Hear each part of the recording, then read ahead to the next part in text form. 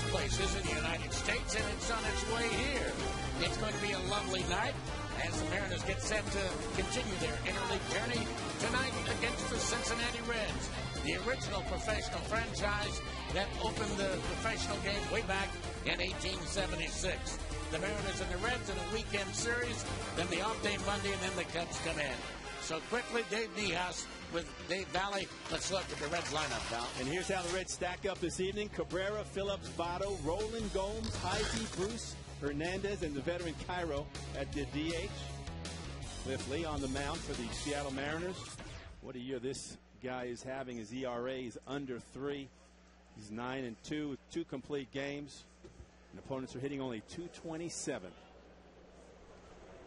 He's been unbelievable as far as throwing strikes compared to walks. 60 strikeouts and only 4 walks. We are underway with the first pitch. A fastball just a tad outside, ball 1, 1 ball and no strikes. James Hoy is the man calling balls and strikes tonight.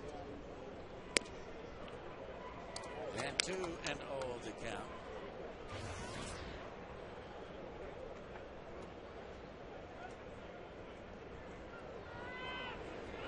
Orlando Cabrera, the veteran shortstop, in 340 lifetime versus Seattle Mariners. They're saying 65 degrees at game time here this evening, with a cloud cover beginning to move in and over. And a line drive to right field, but Ichiro right there.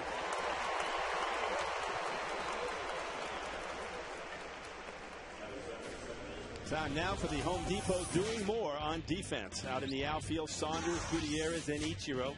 Around the infield, Jose Lopez, Wilson, Figgins, and Karth. Behind the plate, Rob Johnson, and on the mound, left-hander Cliff Lee. And this man stepping up to the plate has been on fire since the end of May. Since the 28th of May, Brandon Phillips has been hitting .442.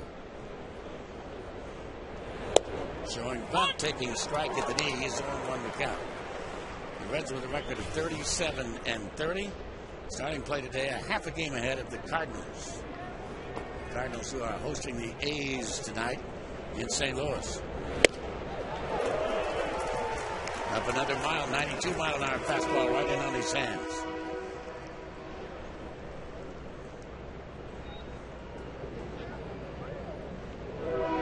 Brandon Phillips, a part of this lineup that has just been pounding the ball. We're starting to call them the Big Red Machine again. They're the only club in Major League Baseball that has 4 hitters in the lineup hitting 300 or better. And this is one of them right here. Brandon Phillips, Joey Votto, Scott Rowland, Johnny Gomes, all hitting over 300, as is Chris Heisey.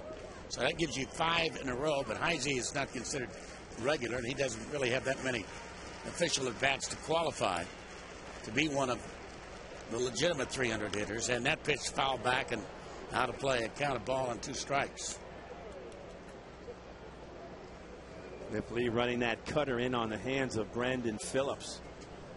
What makes him so difficult to hit and to pick up as a hitter is he moves the ball on both sides of the plate. He can cut it, he can sink it, or just throw that straight 4-seam fastball. And a towering pop-up. Drifting out, Figgins coming in, Ichiro, and at the last moment, he drops to his knees to make the basket catch out there. Really good communication between Figgins and Ichiro, because almost a fatal collision. As you can see, both of the fielders, both Figgins and Ichiro, were calling for it, but Figgins right at the very end pulled back and allow Ichiro to come sliding in to make a nice grab. It's always a difficult play for that second baseman. You just don't know how far to go out there. And here's first baseman Joey Votto. The Toronto native, the broken bat ground ball foul down the third baseline on the check swing. That doesn't feel too good as a hitter. If that's your first attempt at a pitch and you just snap that bat very cleanly right at the handle, you know he's going to hear something from his boys back in the dugout once he gets back there. And that brings up maybe I don't know whether that's a maple bat or not, but people are saying that the maple bats are the most dangerous. They break more readily. Do you think that's true? I don't think there's any question about it. I think the ash bats would splinter and kind of shatter, but they don't split in half like we see the maple bats nowadays. And that pitch is lined into left field for a base hit. So Votto, the 2-out single. And here comes the veteran Scott Rowland. Rowland now 35 years of age and 3 home runs away from 300 in his career. The native of Jasper, Indiana. Cincinnati not that far from his hometown of Jasper, which is around the Huntingburg, Jasper, Holland area down in southern Indiana. And that's lined down the left field line into the corner. Quickly to get on. Down there is Saunders. Votto is to third base. He will hold as the ball has gotten back in. So Scott Rowland jumping on the first pitch and tomahawks it down the left field line. Scott Rowland, the veteran, knows Cliff Lee comes right after you. Gets his cutter out up and over the middle part of the plate. Jumps on that first pitch and rips it down the left field line. Cliff Lee still will have an opportunity to get out of this inning unscathed. Now with 2 outs and Johnny Gomes at the plate. Johnny Gomes, almost a forgotten ball player until this year. He had a heck of a start with Tampa Bay, you might recall, one year. And now he's back where he's a 300 hitter, 306, 9 home runs, 48 RBIs, and he smacks one right to Jose Lopez, who throws him out. Hit very hard, but right to Jose Lopez. So a couple of hits, a couple up for the Reds. We are playing baseball. Reds don't score.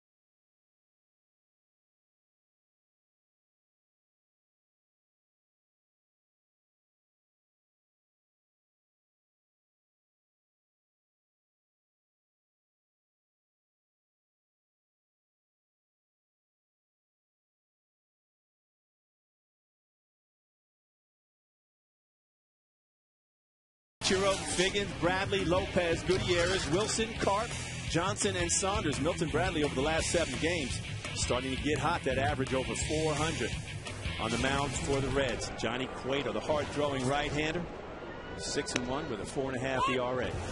And Ichiro has taken a strike, a good hard sinker over the outside corner at the knees. Cueto, 24 years of age, out of the Dominican Republic, and there's a strike right at the knees. Again, 0-2 the count.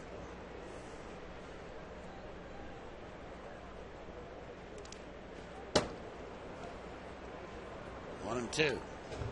Cueto in his last 9 starts is 6-0 with a 4.02 earned run average. He came within a base hit of throwing a perfect game against Pittsburgh earlier, but the base hit came way back in the 3rd inning, so there was really no intrigue to it. Not a bad record for his last 9 starts, but when you consider that the Reds blew 3 saves in there, he could have been 9-0.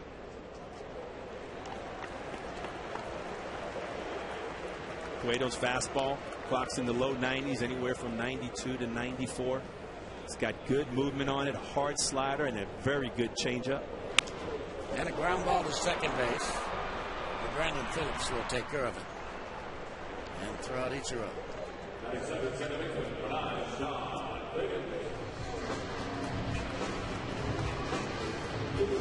John Figgins will step up to the plate.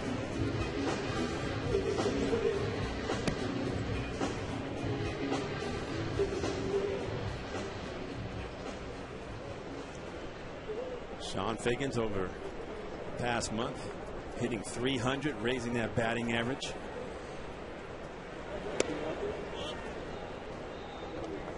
He was my pick to click over on the radio side against Johnny Cueto.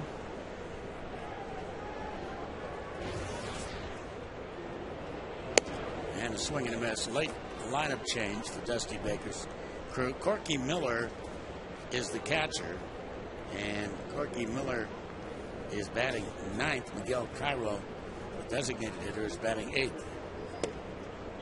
Dusty Baker, final year of his contract. 4 years with the Cubs, 10 years with the Giants, his third year with the Cincinnati Reds. One of the most respected managers in the business. 3-1. Not a bad start for a manager who's in his last year of his contract. Third season as the Reds manager. He's got a .483 winning percentage. As they say on Broadway, it's not how you start. It's how you finish. 3-2.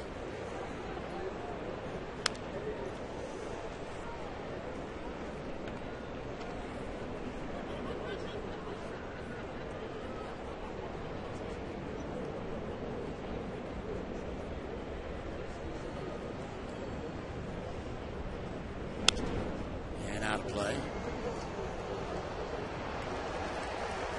Well, that's what you like to see from Sean Figgins, the ability to foul off some tough pitches. Johnny Cueto coming right after him, 3-2 with that hard two-seam fastball.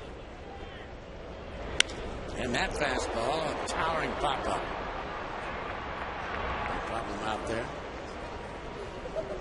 Chris Heise in center field. 2 down.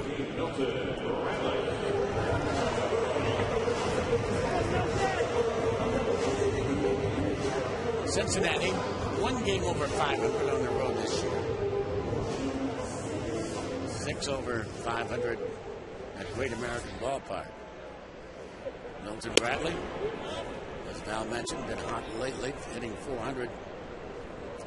Last 7 games with 3 home runs.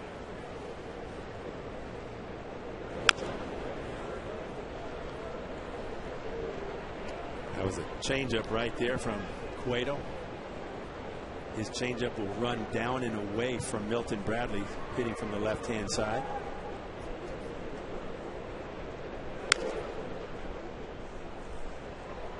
And that was a cutter.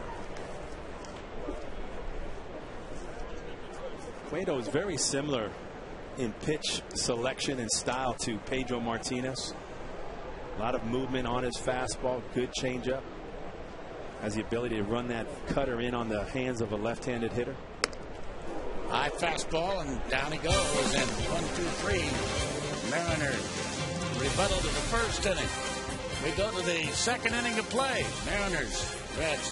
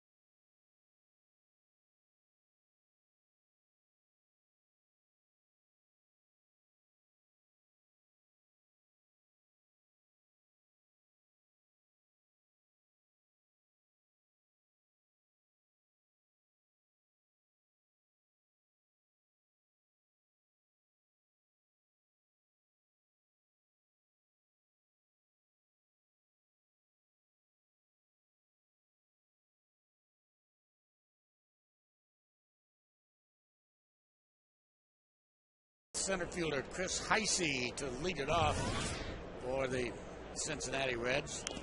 And he tries to bunt himself aboard and fouls it. He has some unusual statistics.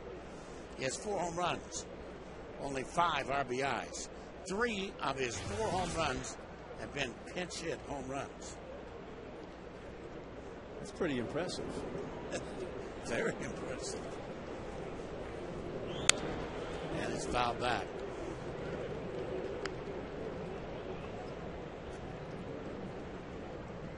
Regular center fielder's Drew Stubbs. He's just getting a night off.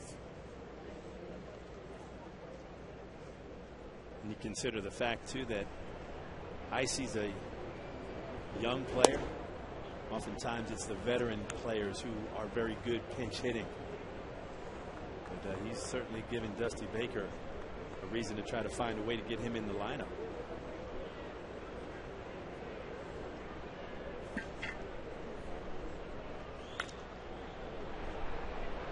That's going to make its way into the stands down the right field line. A ball and 2 strikes. What a crowd.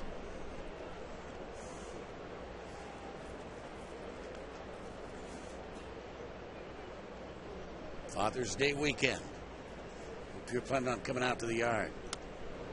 Heisey takes 2 high, 2-2. One of the great things about this homestand, you're going to see Cliff Lee and Felix pitch twice, as they'll move them up because of the off day on Monday.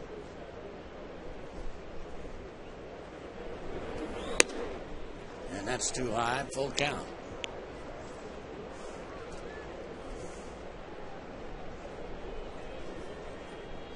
Jay Bruce on deck.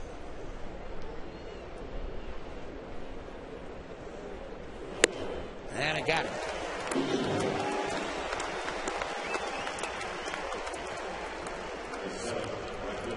Today the Mariners made a roster move.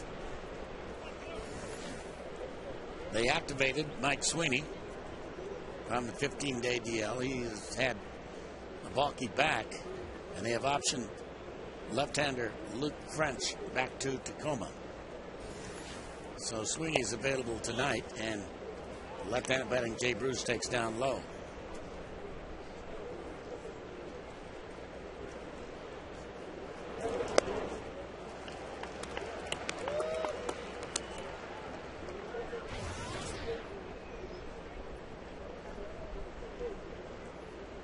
It's interesting watching. Here's a look at Mike Sweeney. Happy to be back. He's never not smiling, is he? No, he's got the great attitude. One of the favorites in the clubhouse. And he got it.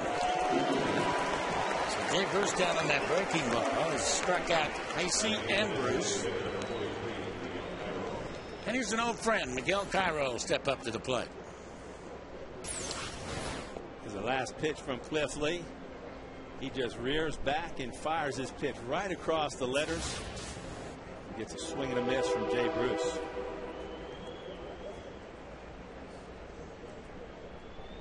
Here's the ex-Mariner, Cairo, popping it back and out of play. Cairo with the Mariners a couple years ago.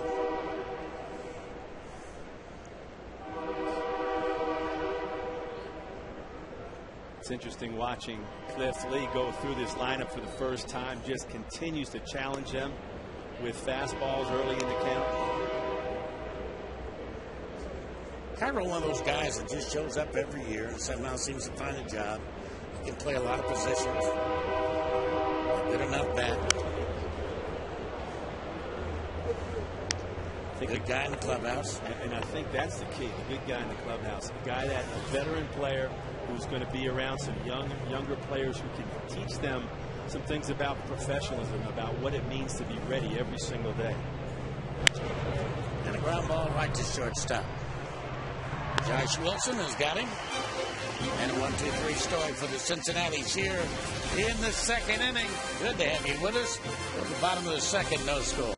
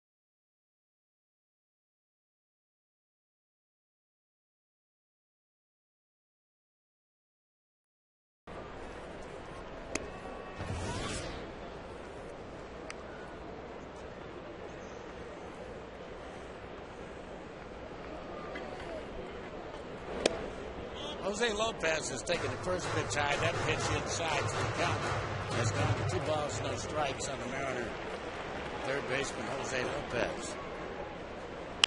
And a line drive down the left field line into the corner. Lopez, who was taken out of the game 2 nights ago early because of tendonitis in his knee, is back with a bang as he leads off the second with a double. Jose laid off 2 pitches that were fairly close, but this one is just right down the heart of the plate, and he just covers this pitch as he rips it over Scott Rowland into the left field corner. You'd like to see him show a little bit of that patience.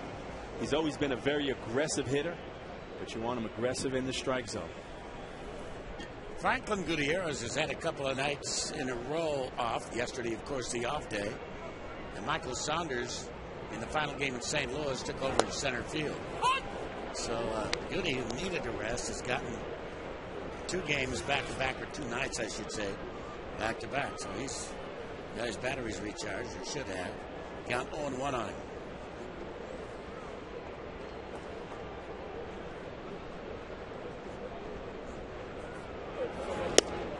What a changeup. What a change. Just tremendous arm action from Cueto. That last pitch came in at 84 miles an hour. We've seen him get up as high as 96.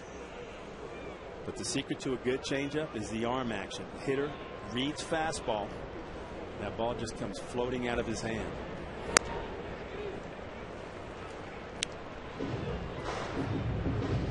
Gutierrez is one of the few Mariners who have actually faced Cueto in the past.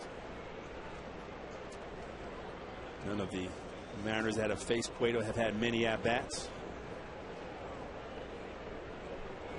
And a fastball runs in on him. And Rowland pulls the first baseman off the bag.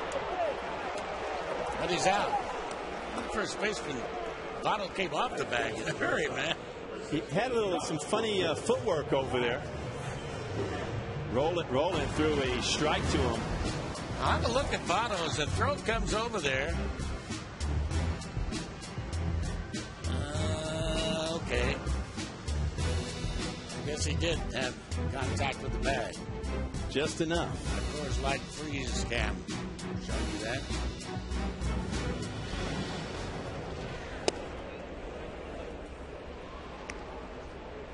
Josh Wilson taking the ball outside, ball 1. 1 ball on no strikes.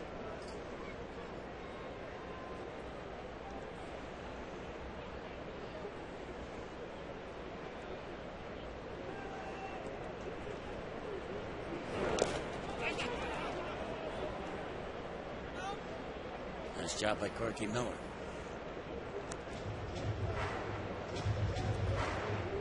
Corky Miller, a late replacement behind the plate for Ramon Hernandez, who came down with lower back pain, we are told.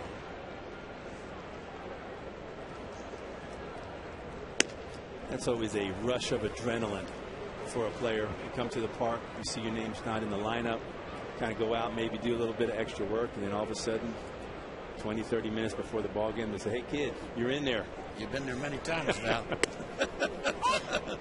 Strike on the outside corner. Oh, I remember one.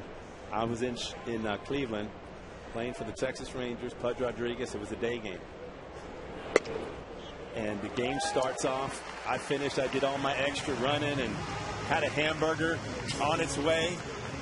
In the first inning, Pudge hits a ground ball and gets thrown out at first base. And all of a sudden, he does this slow bend over. And I went, oh, no. And he comes walking in the dugout. Johnny Oates looked at me and said, Val, you're in there.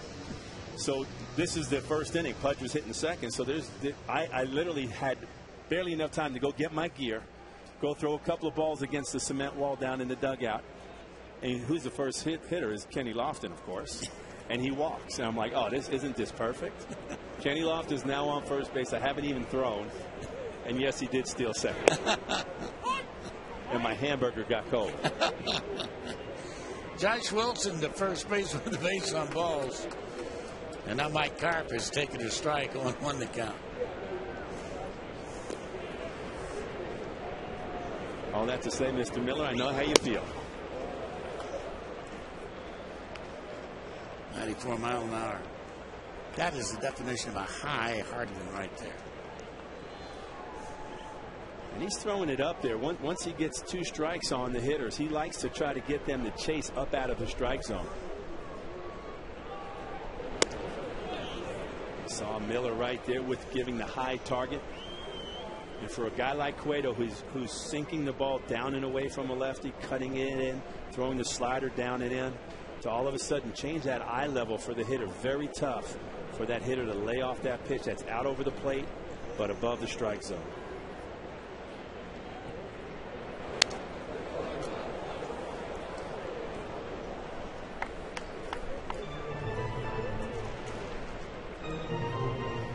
Reds from here head on down to play the Athletics in Oakland. The Mariners, of course, welcoming in the Cubs. And then after the day game on Thursday, head on into Milwaukee to play the Brewers.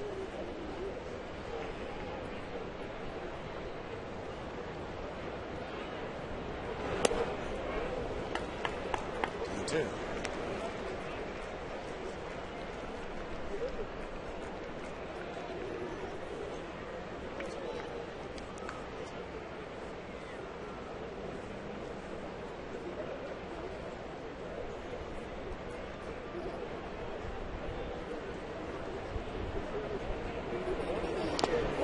Change, and down he goes. Bottom fell out of that baby. The Mariners and the Cubs wrap up their highly anticipated interleague series on Thursday, a special 12:40 start time. So get to Safeco Field early because the first 20,000 fans are going to take home a Mariners rally towel, thanks to Amway. For tickets to see the Mariners and the Cubs, visit mariners.com. Rob Johnson has been swinging the bat a lot better lately as the hitter. Breaking ball away.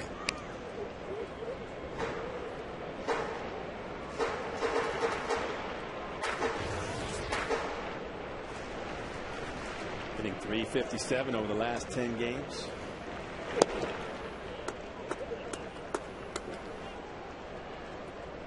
Always tough when you get off to a difficult start early in the season and you're looking up there and you see those 3 numbers and they're not quite where you want them to be.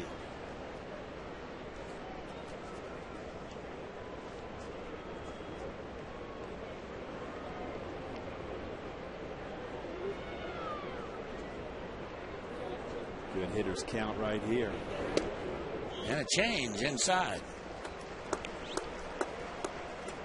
You see too many pitchers that throw 2-0 changes. Especially righties to righties. Very often you'll see righties tend to stay away from throwing the changeups to the right-handed hitter. That fastball aimed right down the middle. And the reason you don't see that is oftentimes when you do make a mistake with the changeup, it's going to float to the inner half of the plate.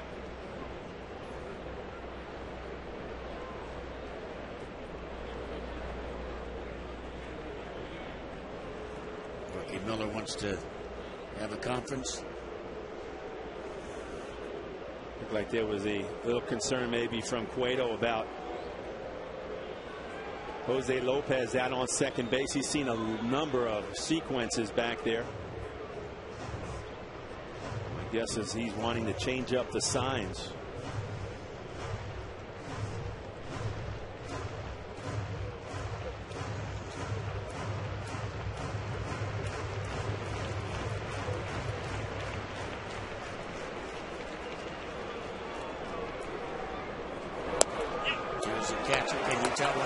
Second base is trying to tell the hitter what's coming.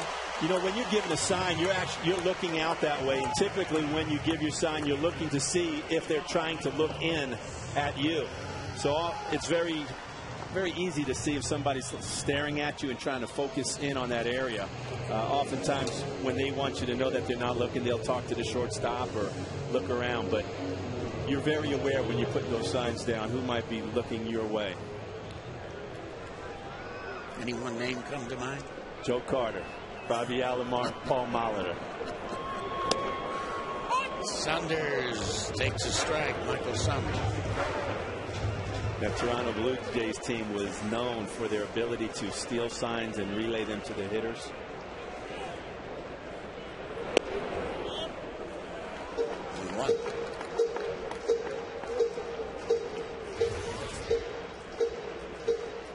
Johnny Cueto's thrown 25 pitches here in the bottom of the second inning.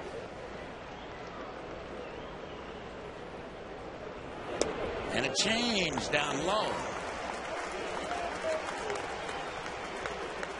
Very hyper active pitcher, as you can tell. Quite a quick worker. Fidgety. Talking with Brian Price, the pitching coach for the Reds. His challenge. Fastball down the middle, but it's popped up. And rolling right there into the third base coach's box. Makes the catch, and the Mariners down the drain, leaving the bases loaded here in the second inning. We go to the third. No score.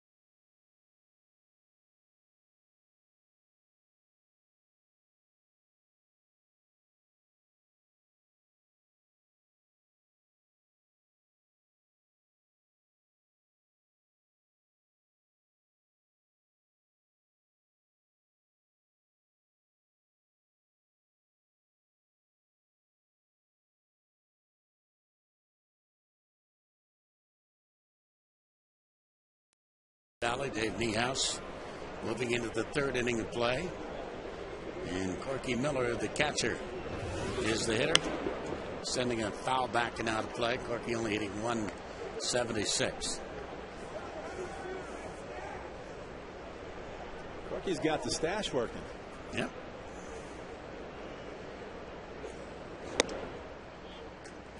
Did you ever grow a mustache, Dave? Pardon? Did you ever grow a mustache? No, I never did. I'm not sure I could. And that fly ball into deep right center field, and Gutierrez is going to run it down right there in front of the 385 sign. So a fine running catch by Franklin Gutierrez. All right, here's our AT&T trivia question. Why did the Cincinnati Reds change their nickname to Redlegs from 1953 to 58? Was it because of McCarthyism, to be different than the Red Sox, to honor the original Reds team, a marketing ploy to combat the NFL? You can text ABC or D to 95323. Breaking ball is inside, as one of the answers says. The original name of the team was the Cincinnati Redlegs, but 1953 to 1958.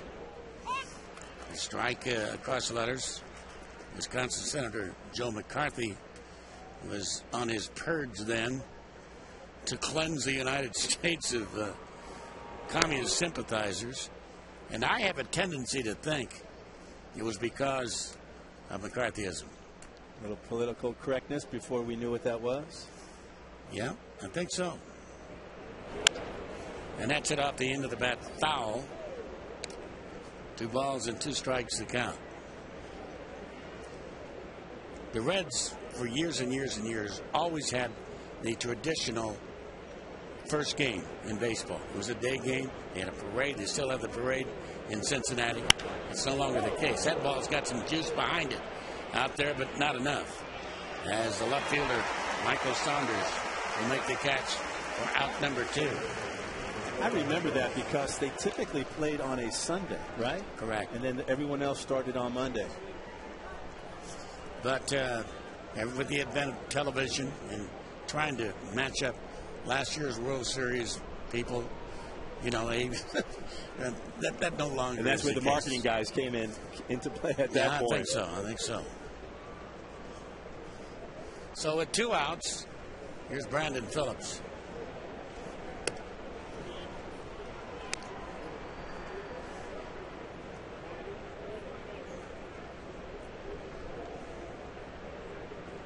I'm going to say, I think it was C. I think they're going to honor the original Reds team. Yeah.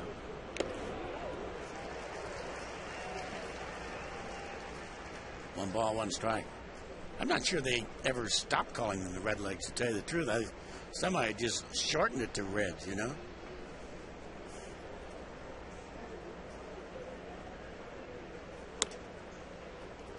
Two and 1 to count. They've had some great ball clubs over the years. Saw my second Major League game at Old Crosley Field in Cincinnati. They had the great Frank Robinson. They had Vada Pinson. They had big Ted Kluszewski at first base. Big arms. Huge arms that cut out. One of the first guys that cut off the baseball shirt. Johnny Temple. He was an infielder. Was that the year Frank Robinson was MVP? He was MVP in 1966, yes. With the Reds, correct. And a swing and a tee shot to left field.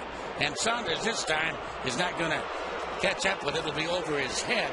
And the throw goes into second base. But Brandon Phillips has himself a double. That pitch. Cliff Lee gets it on just down and in. Brandon Phillips just drops the head on this one. Didn't quite get it up high enough in the air, but I have a feeling that if that pitch or that ball was hit back at their park in Cincinnati, probably would have been out of the ballpark. Haven't seen great American ballpark, but they say it's a bandbox. Here's Joey Votto now. And Votto, a fly ball to deep center field. Gutierrez to the track to make the catch. So the yard just did hold this one. And nothing for the Reds in the third. To the bottom of the third, there is still no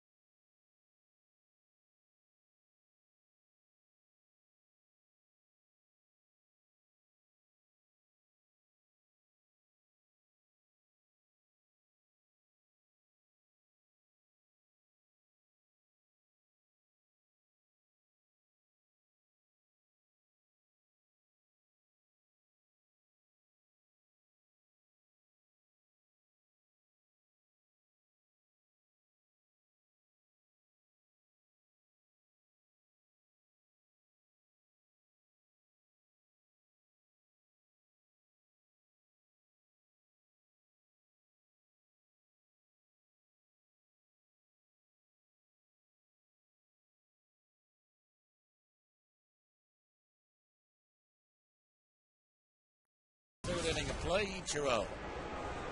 Leading it off here in the third inning. Sending a ground ball to the left of the shortstop. A nice hop, however, for Orlando Cabrera to throw him out. Of course, the Cincinnati Reds managed by our own Fred Hutchinson, who had a record of 443, 372. The fourth winningest manager in Cincinnati history. Sparky Anderson, the winningest. Bill McKechnie, number 2. Jack Hendricks, number 3. Then Hutch. Strike on the outside corner to Sean Figgins.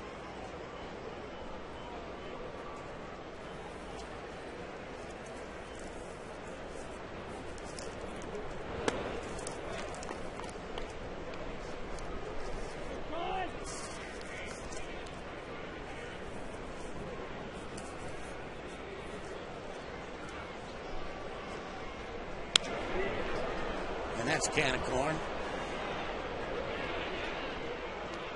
No problem whatsoever for the center fielder, Heisey.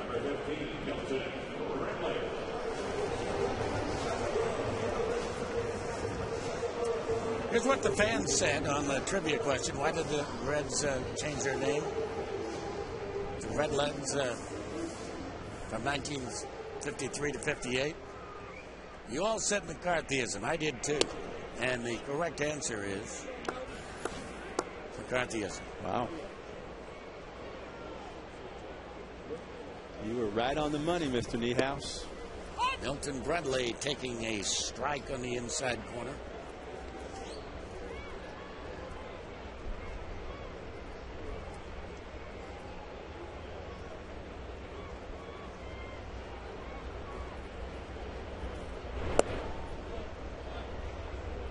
One to count.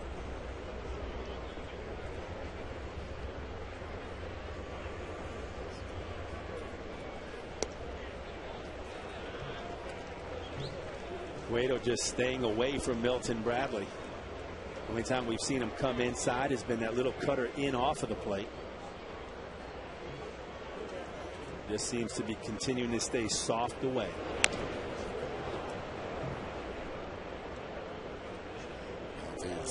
Foot that time.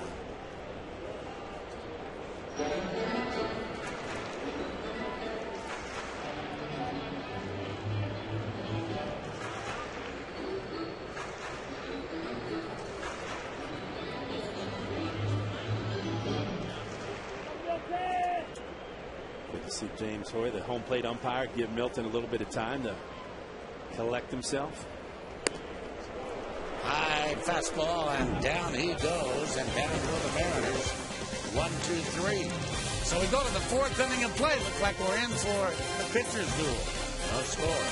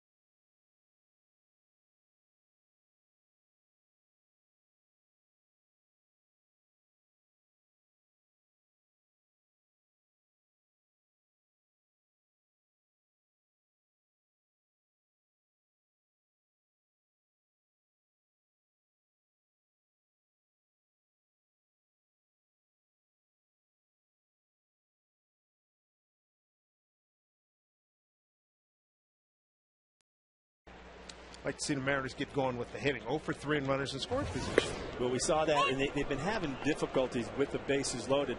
We had one opportunity here tonight, got the soft pop up, and those are the situations when Johnny Cueto gives you a chance to break something open. You've got to crack that door open and bust it down. If you don't, you could be in trouble, because he gets, like so many good pitchers, gets stronger as the game goes on. Scott Rowland, 1-1 to him, and there for strike. Scott jumped on the first pitch he saw from Cliff Lee. First inning, double, left field. Got great numbers against Cliff, 8 for 14. That's just a level of comfort right there. When you see somebody like Rowland that successful off of one pitch, and you know when he steps in the box, for whatever the reason is, he's seeing that ball very well coming out of the hand of Cliff Lee, because most other hitters aren't.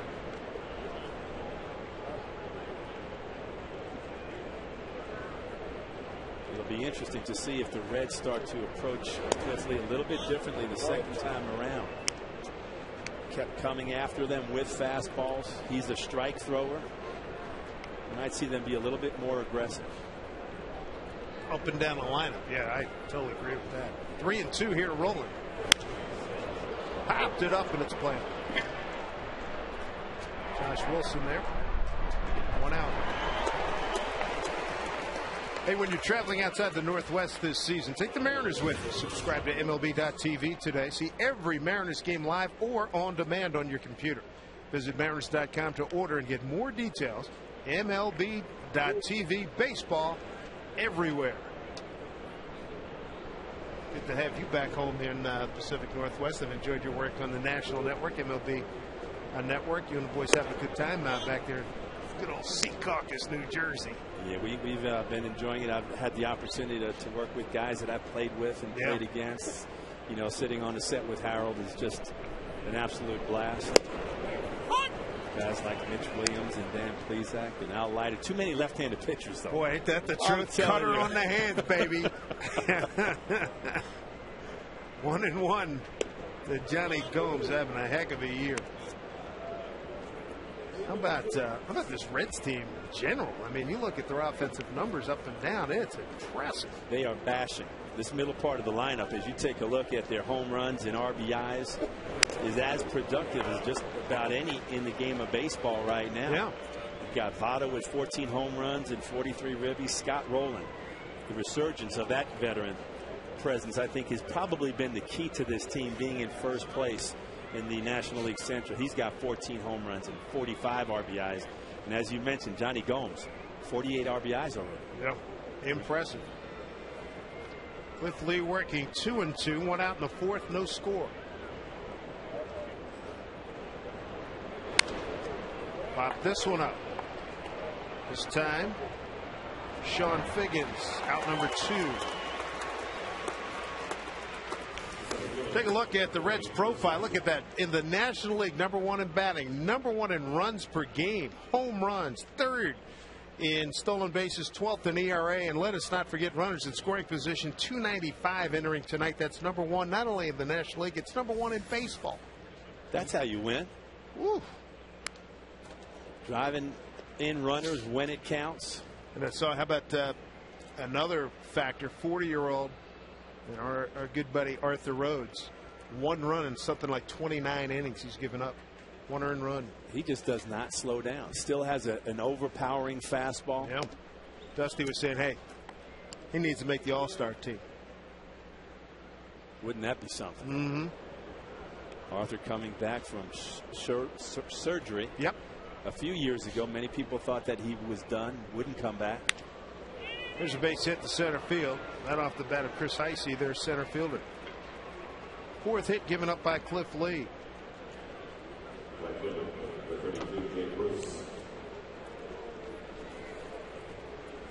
Good to be back in Seattle after that road trip. Saw extremely hot temperatures in Texas. Big humidity as you expect in St. Louis. San Diego is perfect. Tonight is perfect. This afternoon during batting practice, I mean, the Chamber of Commerce, I mean, all those guys should have been putting their hands in their lapels and sticking out their chests. That's how good a day this was. It's not bad now. It's just a little bit cloudy. Jay Bruce struck out his first time.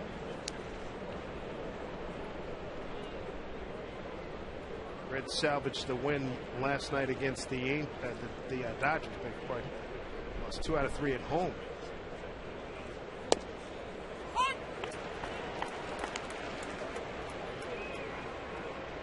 Ball and a strike. Liffley just painting that fastball down and away. All 2 strikes. Liffley 3-2 career against the Reds in 7 starts, an ERA of under 6 at 5.77. Swing and a miss, and Bruce is gone. So are the Reds in the 4th.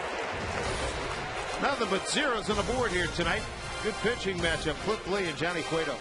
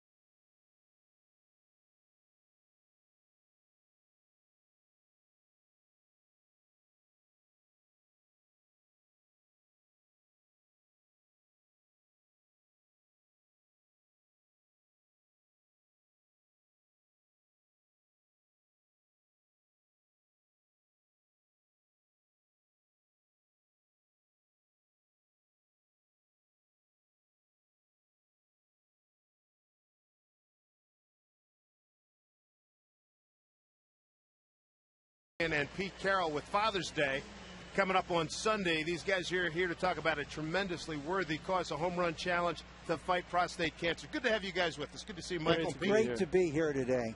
Tell us about the project as you guys raise money and awareness for to fight prostate cancer. This is our 14th year of traveling around, and there's 60 select games, 4 for each team, and people pledge money for home runs.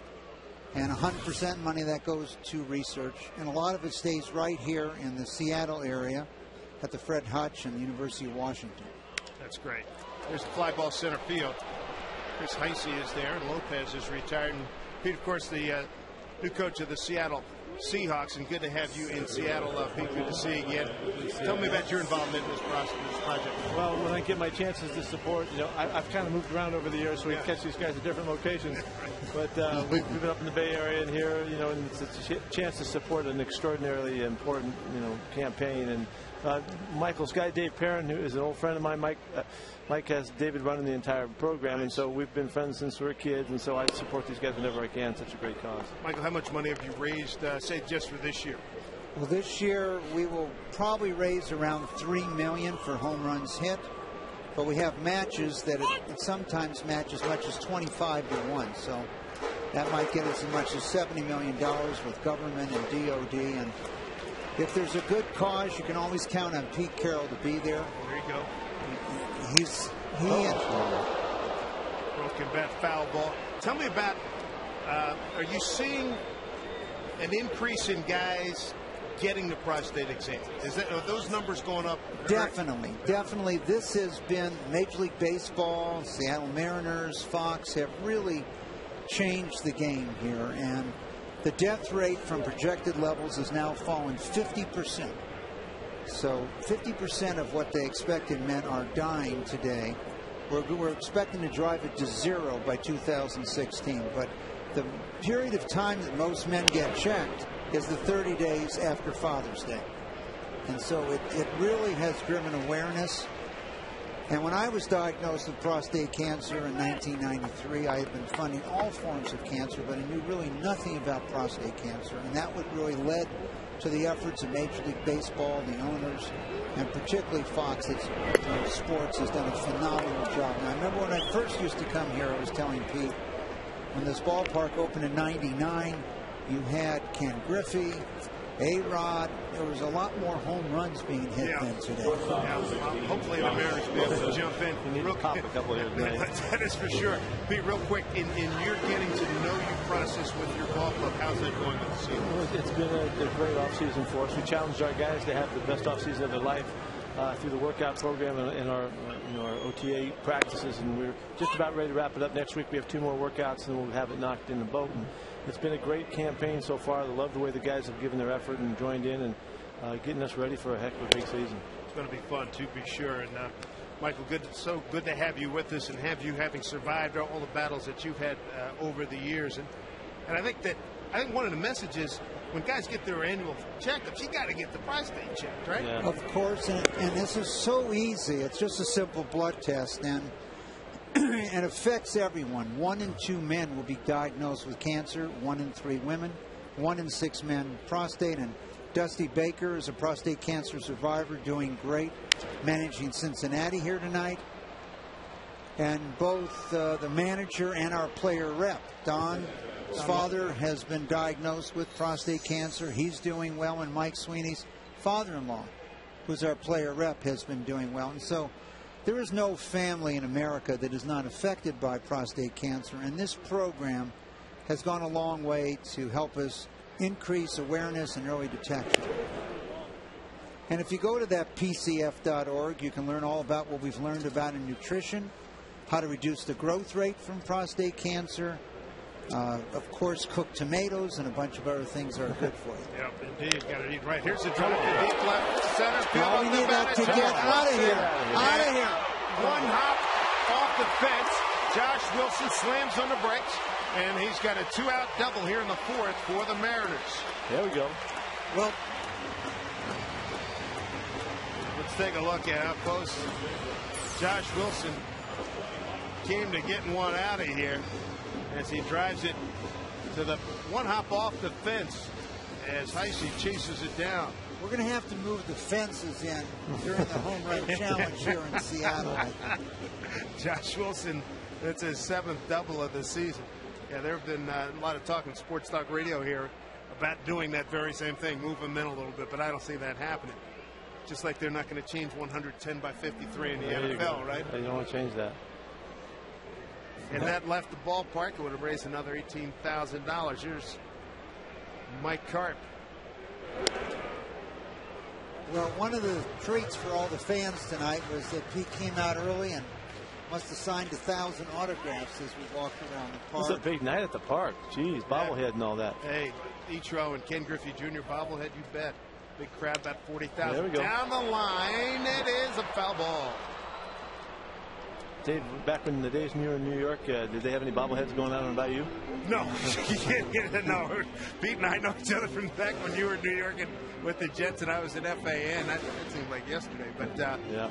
This is good to have you back in the NFL. It's great to be back. I'm really thrilled about this opportunity. Love being here in Seattle. The organization is ready to do some great things, and we're really pumped up about it. You're going to love the fans. They're really good. Look at this. Look out, folks. And the guy caught it. No way. He caught it. A shred of a bat. That's unbelievable. That's POD material right there. Oh, man. Pete, maybe a wide receiver? What do you think? Lee, I don't know. Boy, I mean, you got a sharp piece of wood coming down there, and he was very fortunate to catch it how he did. What a great ballpark, though. I think anyone who has not come out to this ballpark's got to come out. What a beautiful park. To the Carp. And that's a fair ball, and he's out. Oh, man, that's a tough go there for Mike Carp. Take a look at this phone number, folks. Make note of it and put it to good use. Michael Milken and Pete Carroll. Good to see you, folks. All the best. Be well. Congratulations on everything. Keep up the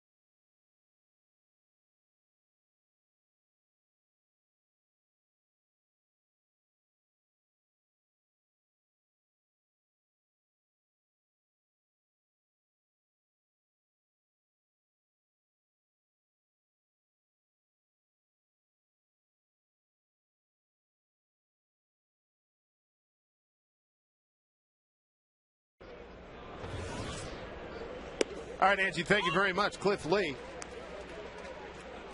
Pitching to former Mariner Miguel Cairo. Good to have Mr. Milken and Mr. Carroll in here for a home run challenge to defeat prostate cancer.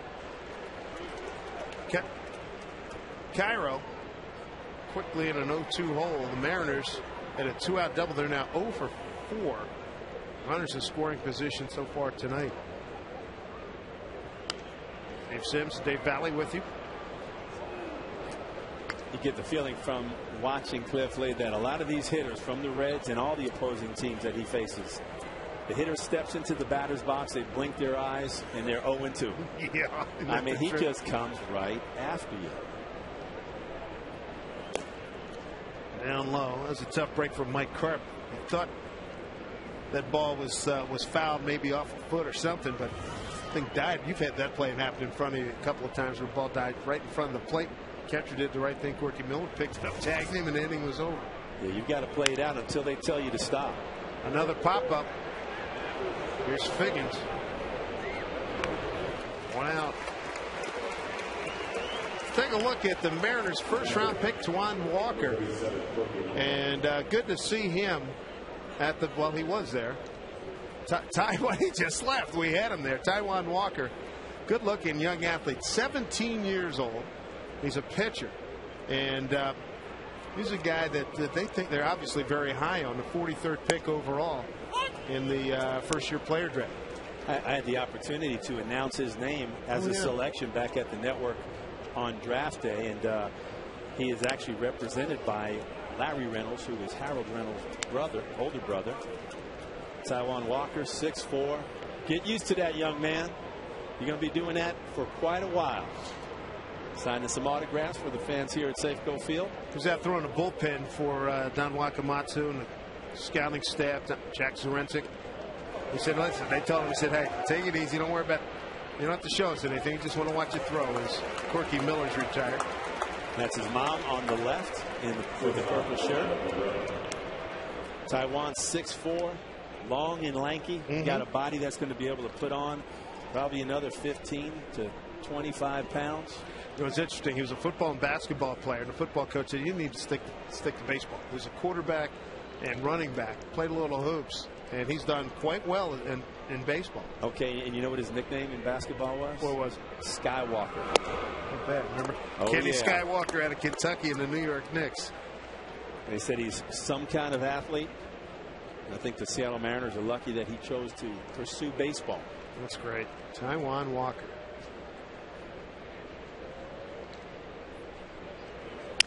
Broken bat, one hop for Lopez. Cliff Lee just rolling. 1, 2, 3 in the 5th. He's given up 4 hits. Mariners need to get him some runs.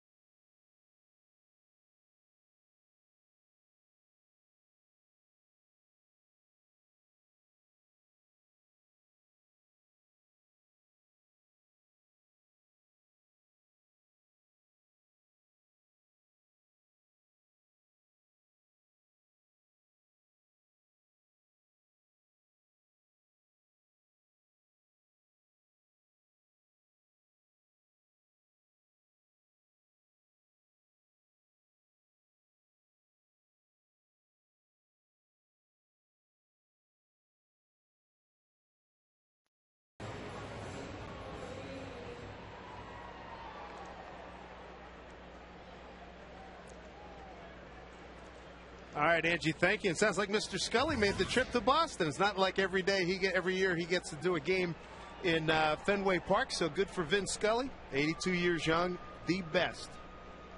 Maybe announcer, period, let alone baseball. One of my heroes. Still getting it done. He has such a unique voice that it just makes you stop. You can hear him right underneath Angie's commentary. So he generally does not make trips east of Denver. But smart man. Absolutely. Good job if you can get it. Amen, brother. But I know obviously that's a special treat for him to go to Fenway. Probably had never broadcast the game there. Certainly the Dodgers and Red Sox have not hooked up in the World Series. Rob Johnson, Michael Saunders, and Ichiro here in the 5th inning from against Johnny Cueto. Mixed reaction with Manny Ramirez making his first appearance back in Boston. Well, he did give him 2 World Series. Yeah, he had a little impact there. Yes, sir. 2-2 to Rob Johnson, who walked his first time up. Cueto's allowed just 2 hits. Leadoff double in the 2nd to Lopez. 4th inning, a 2-out double to Wilson. Back up the middle, snared by Cueto. 1 down. Let's check out our Quest High Speed Pitch. It's brought to you by Quest High Speed Internet. And here's what the boys have rung up so far: 96 and 93. Cueto struck out 4. So is Cliff Lee. Cueto's walked 2. And not surprisingly, Cliff Lee has not walked anybody. That's rare. He started the night having struck out 60 and walked 4 on the season in his 9 starts. That's just amazing. That leads all the major leagues in that category. But as a hitter, when you see those numbers, you know going up there, I don't want to fall behind, because this guy's coming right after you. He's going to come at you with the fastball. He's got that good little cutter that we've seen all night, and that other 2-seamer that keeps you off balance. You as a catcher, you got to love it too. Yanked down the line, hooking, foul. Right, I mean, you as a catcher, you know whatever you put down and wherever you hold the target, he's going to hit it. Well, we've seen the speed in which he has walked through this lineup for the Cincinnati Reds, but the fact that he's not going 3-1, 3-2 all the time, it keeps the fielders on their toes. As a catcher, you can really start to work a game plan back there, because you know he's going to execute the pitches. Called strike 2 on Saunders. As bet everybody in Major League Baseball continues to pound him inside. Fouled out to the 3rd baseman Rolen his first time up.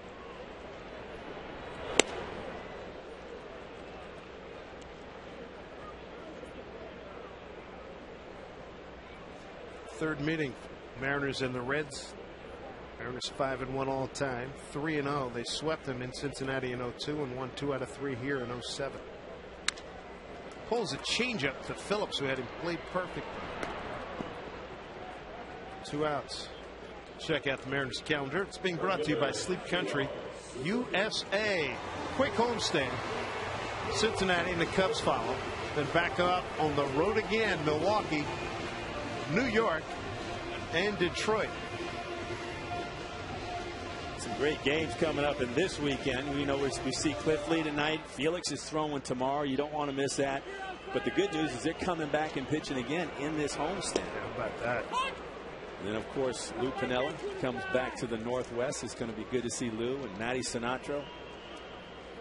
Guys who have had a part in the great history here with the Seattle Mariners. Ichiro down the line, foul. It's Hall of Fame bound bobblehead night here at Safeco Field. Junior and Ichiro. Did you get your bobblehead? Not yet. Up high to Ichiro, 1 and 2. And Dusty Baker talking about great. You know, we get to see Cliff Lee, Felix tonight. They've already seen Kane, Sanchez, and Zito with the Giants. Kuroda and Kershaw with the Dodgers. All 1s and 2s on this trip. Yeah, sometimes the schedule just works out that way. But those are some of the top pitchers in the game of baseball. Certainly tonight, seeing Cueto and Lee, and of course with Felix throwing tomorrow night. never an easy series when you have to face those two guys in a short 3-game set. Petro, his ability to fight off that pitch right in on his hands and get it out of there so he can get another pitch, it just blows me away. I mean, we see it every night, but how many other guys can do that or have done? There's been a few. The guys that come to my mind is a Paul Molitor. Okay. Ray Boggs. Carew, maybe Mr. Carew. Rod Carew. You know, I can remember Rodney it looked like he was off balance just making contact, but he was fighting off those close pitches and just waiting for that pitcher to make the mistake on the plate. But it's few and far between. I mean, yes. I mean, we just named, what, 4 guys? 4 or 5 guys. Down low, he's working full count. John Figgins awaits. He's flied out twice to center field.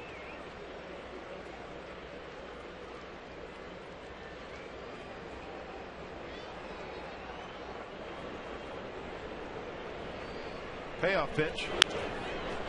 Slowly to Roland at third. He guns one over to Joey Votto, and the Mariners are going here in the 5th. 4 in a row retired by Cueto, and Taijuan Walker enjoying his night here at Safeco Field.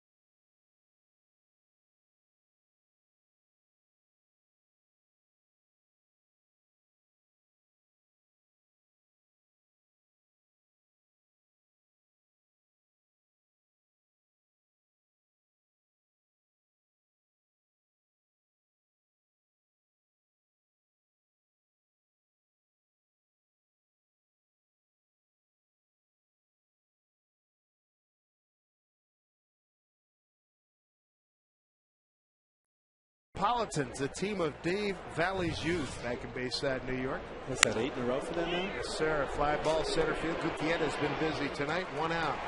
And that's important to keep Brendan Phillips off the bags. That young man's been on fire entering tonight's game. A 442 clip since May 28th. And as you look at that lineup coming into this ball game, it was Brandon Phillips' name was the one you're thinking, can't let this guy beat me, can't let him get on base. He's been the hottest hitter for this Reds team. We saw him just miss a home run in his first at bat by maybe a foot and a half. Ended up with a double. Cliff Lee was able to get out of that inning unscathed. Big hitter right here, Joey Votto. 14 homers, 43 runs batted in. Popped it up. Lopez has a play. Foul territory. Quick 2 outs. How about this? Barely giving you enough time to say the names of the hitters. It's okay. I like it. I like it. 1, 4, 5, 6 in a row. Retired by Cliff Lee. Last base runner. A 2-out 4th inning single by Heise, the center fielder. Here's Scott Rowland. He's got 1 of the 4 Cincinnati hits. First inning, went up their first pitch swinging. Doubled to left. He's had some good swings off of Cliff Lee here tonight.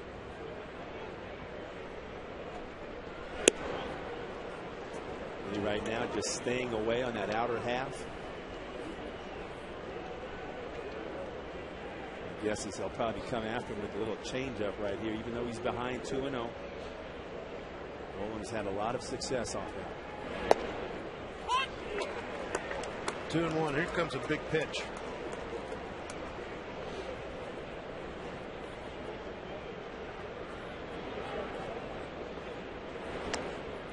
Now he goes to 3-1, 2 outs, nobody on here in the 6th.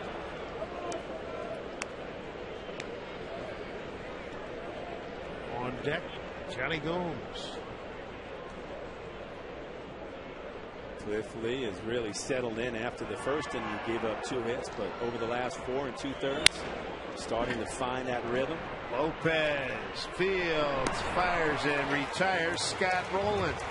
Another clean inning for Cliff Lee. 7 in a row retired. Bottom 6 coming up, no score.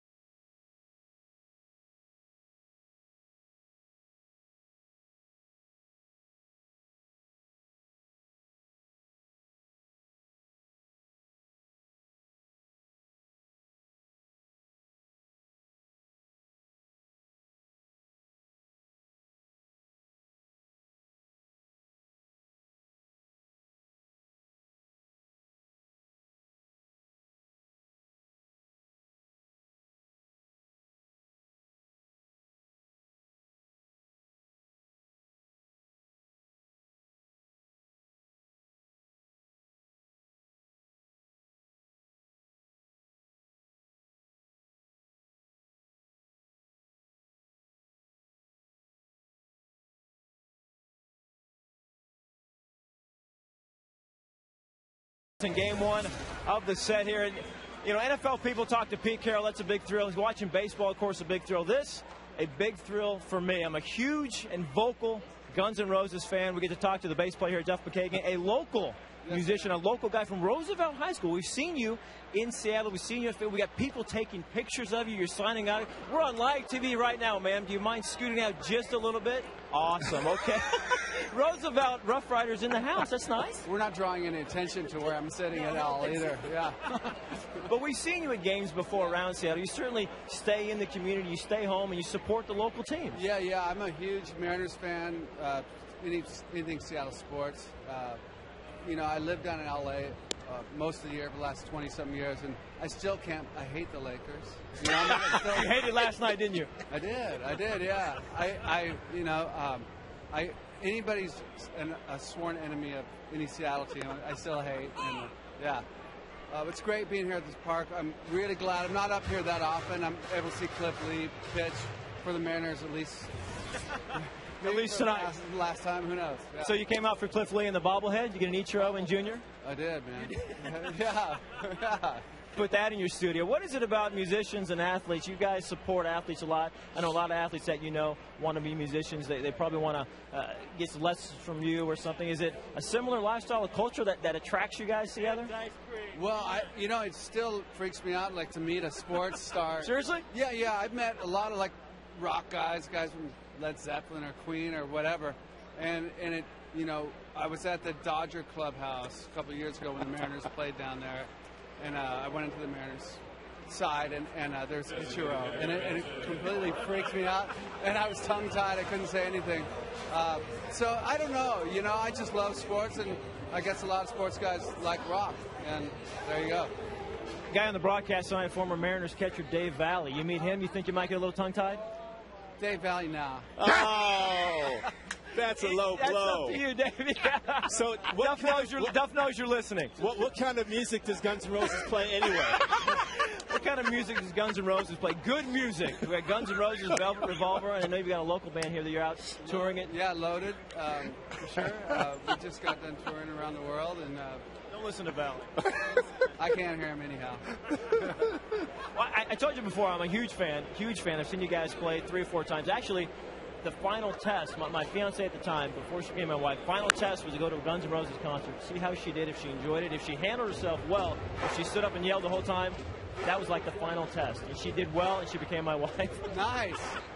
That's how my wife became my wife, too. She enjoyed it. I got to ask, once we get Axel kind of reined in back to reality, is there any chance, you / Axel, Matt and the boys, any chance you get back together?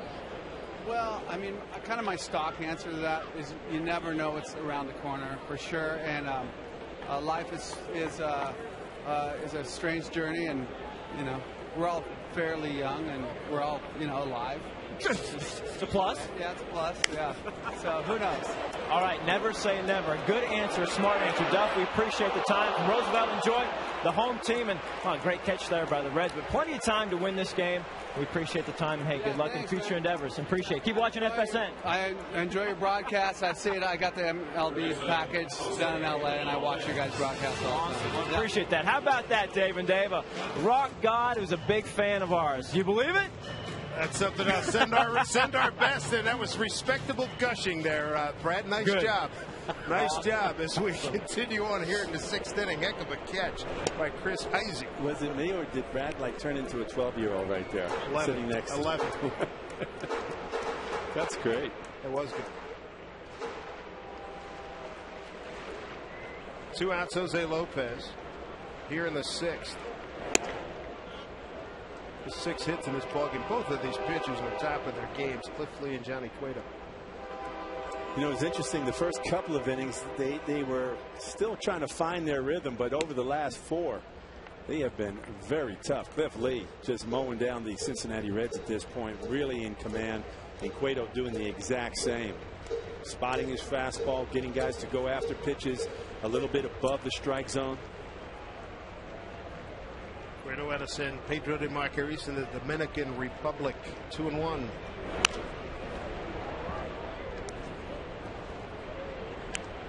Nice play by the ball girl. Nice to see a nice big Friday crowd here in Seattle. Nice. Friday Night Lights. That one hit. So Lopez is aboard. Couldn't get out of the way. His fastball, we've seen Cueto's fastball running up and in. Looks like it just gets the buttons on the shirt of Jose Lopez. You know, sometimes it's a door opener like that can get you going. Right now the Mariners haven't been able to square up too many baseballs off of Cueto, but maybe that's something that we've seen in the past where Cueto can get a little emotional out there. Start making more mistakes on the middle part of the plate. Inside to Gutierrez. Gutierrez for 2, a ground out to third, a strikeout looking. A little bit rested now. Yesterday's off day and was given Wednesday night off. Fresh those legs.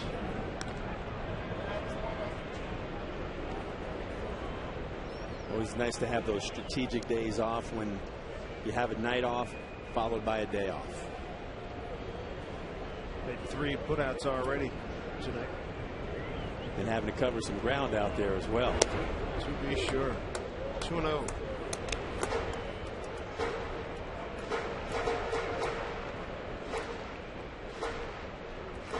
Mariners back in a 3-7 road trip. And having concluded a 20 game stretch, 20 consecutive games played stretch, a 7-13 record.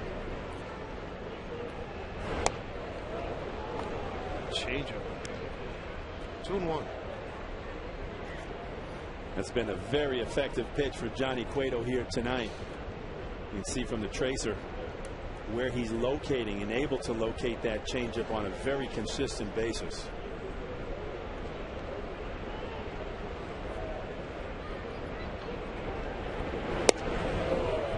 Another good pitch, 2-2.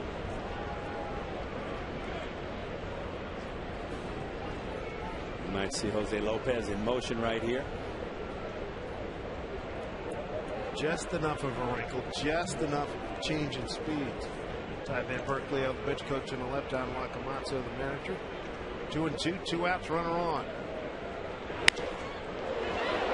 Coming on hard is Heisey, not going to get it. Dunks one in. 2 on, 2 outs here in the 6th for the Mariners. Base hit for Goody.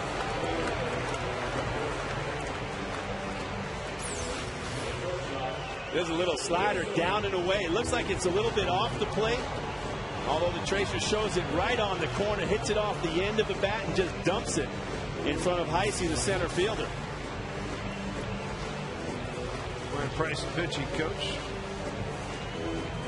Had some success here in Seattle. Very popular guy. Johnny Lee Baker Jr., Dusty Baker, speaks very highly of Logan Andrusik, one of those warming up. One of the things that Dusty Baker said about Brian Price, he said, you know, he's very good. He can tell, he gets right to the point and comes back the next day harboring no, you know, not carrying any grudges or anything or any anger towards a guy. As opposed to a lot, you've seen that over the years where you'll see guys will carry stuff, carry it on for a couple, 3 days. And that's probably the greatest skill that any coach or manager can have, because this game is played every single day. And if you carry yesterday's luggage to tomorrow and then again to the following day, you'll never be able to perform at your highest level. Josh Wilson looks at ball 1.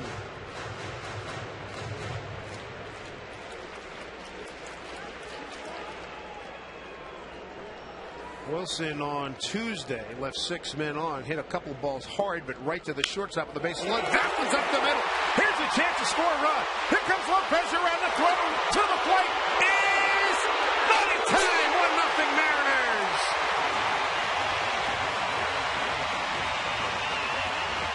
Nice slide by Jose Lopez. Josh Wilson single RBI. Takes second on the throw. Going all the way to third is Franklin Gutierrez. Well, we talked about that hit by pitch of Jose Lopez. He comes around to score. Josh Wilson comes up with a big base hit. This is an area where the Mariners have been struggling with runners in scoring position. But watch the slide. He stays away, and Miller is unable to catch the ball and apply the tag. Jose just barely gets his right hand. Actually, it's his left hand on the corner of the plate. Tremendous slide, avoiding the tag of Miller. Good effort on both sides. Dusty Baker's come out to get Cueto. The Mariners have chased them into 6. They've got a 1-0 lead.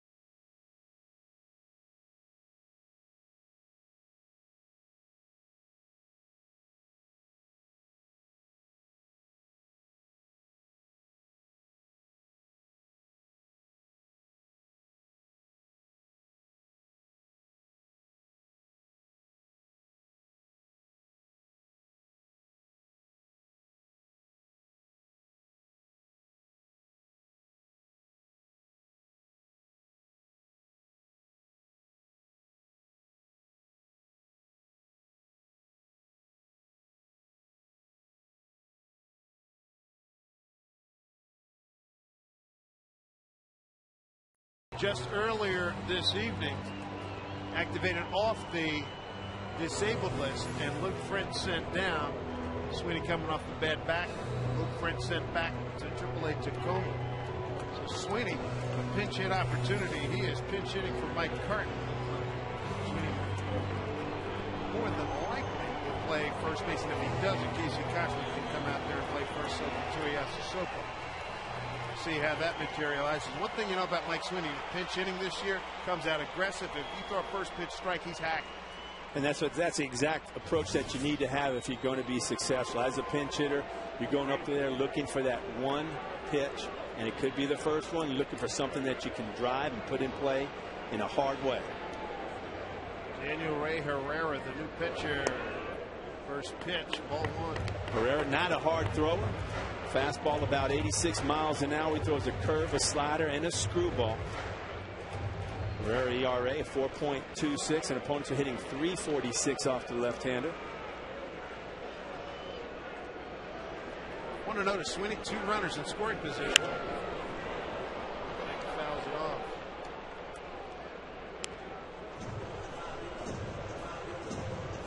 Johnny Cueto got to be a little bit disappointed in that last 3 hitters that he faced with 2 outs. For 115 pitches, 64 for strikes. Not happy about being removed, but that's how it goes.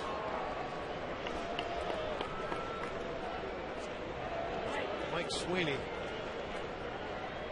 even with that stint on the DL, continues to have a co-lead in home runs for the Mariners with 6 with Milton Bradley. Frisbeed one up there. How about that one? 65 miles an hour. A big, slow curveball. Ball. 18 inches, Dave. That's just too much. Wow. 2 outs, 2 on, 1 and 2 to Mike Sweeney. Another one up there. Sweeney missed it. And what do we got? He is out. So the inning is over. He hasn't applied a tag yet. Miller. And this inning is over.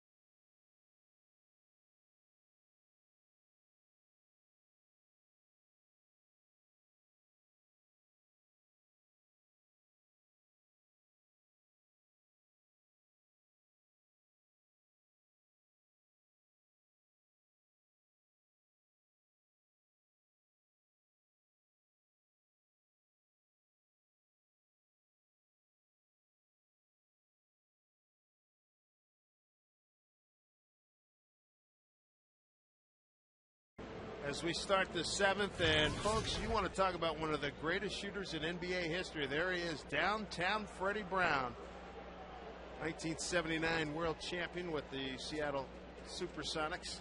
I was covering the NBA back in New York, covering the Nets and the Knicks.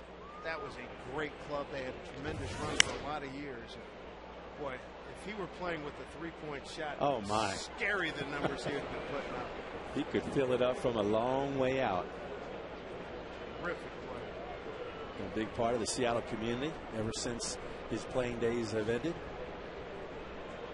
Cliff Lee working Johnny Gomes. Here's a drive to right field, backing up Ichiro, track. He's there, makes the catch. So one out here in the 7th inning, 1-0 Mariners. First singles night of the year. It's set for tomorrow. Mariners face the Reds in Game 2 of this series, and your ticket's going to include a seat in the singles night section, admission to the pregame party, and your first beverage. Get those plans done. Join us at the ballpark for singles night tomorrow night. For tickets, visit mariners.com/singles. Busy night out there on a Friday evening. To be sure. Here's Heisey, 1 for 2. 4th inning single to center.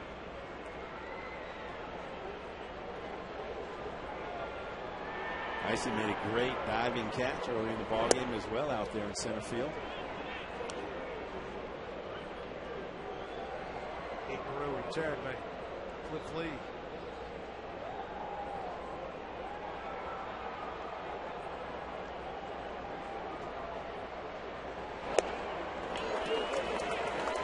He is in charge. Casey Kochman taking over at first base for Mike Karp, who was pinch hit for him by Mike Sweeney.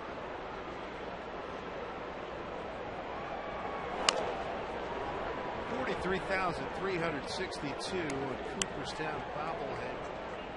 Cooperstown bound bobblehead night honoring Ichiro and Ken Griffey Jr. Folks were lined up early. They were. I got here about 3 o'clock and the lines were already forming around Safeco Field. It's been here for the RBI Club watching. Yes. Heisey goes down swinging. That is strikeout number 5 for Cliff Lee. And folks were lining up to get the bobbleheads and to see Cliff Lee. Looking for a way to save money. Going to and from the airport, take a Link Light Rail. For schedules, visit soundtransit.org. 5 strikeouts for Cliff Lee, and all of them amongst the bottom half of the order, 6 through 9. He's got Heisey twice, Bruce twice, and Corky Miller once. We saw him put away Heisey with that big, slow breaking ball. I think that might be the first one he threw tonight. Everything else has been his fastball cutting it or sinking it, or that straight changeup. Popped up, it'll get out of play. Mariners have a 1-0 lead. Josh Wilson, a 2-out RBI single to center. Scored Jose Lopez. Center field. Goody had him played perfect. Inning over. 10 in a row retired by Cliff Lee. Freddie Brown and the rest of the Mariner fans enjoying a 1-0 lead.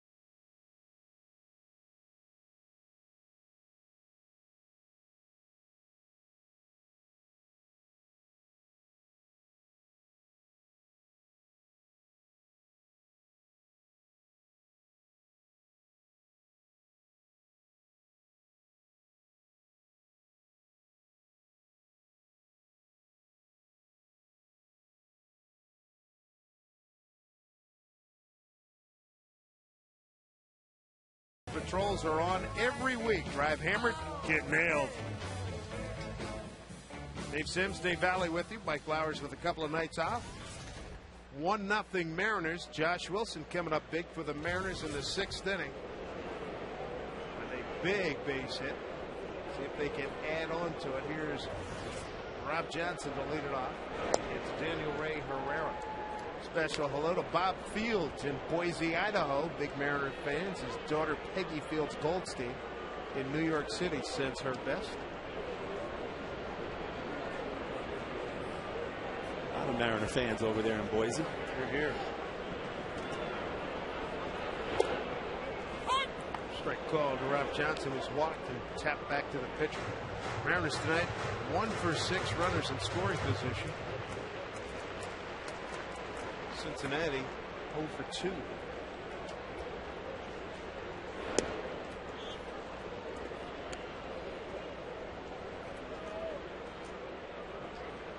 All the years you played, Dave, you go through these stretches, but here the Mariners are. Let's see, this is game 67.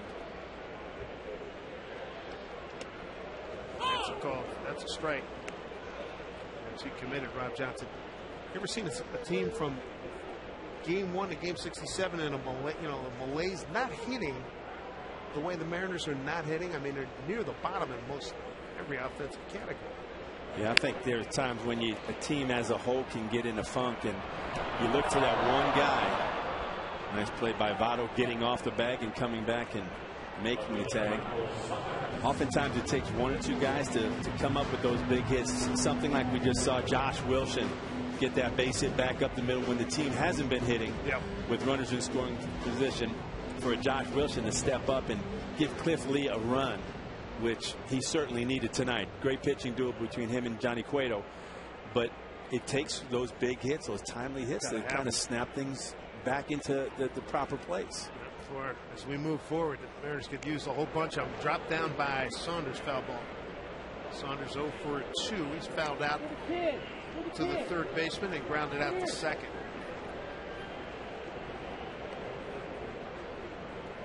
Ten in a row retired by Cliff Lee. He is in charge. Margin of error just not very big. He's only got a 1-run lead against the most powerful team in the National League.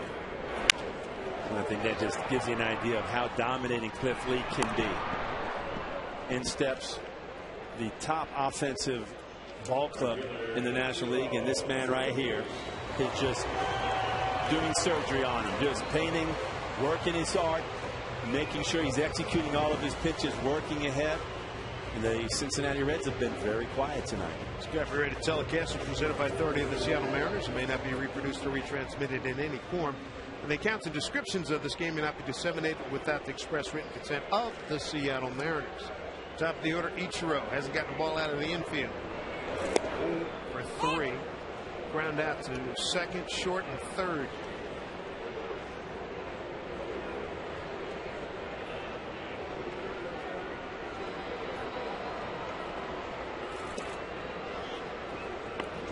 Well, you talk about two opposite ends of the spectrum. Johnny Cueto from the right side, just slashing his fastball down and in, up and away.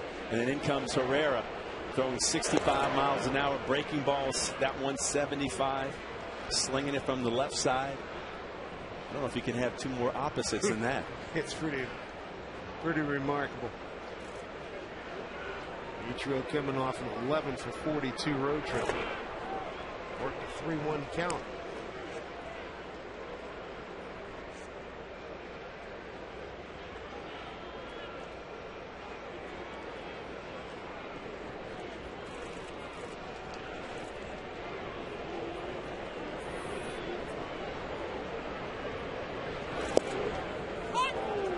Full count now to Ichiro. 2 out, nobody on.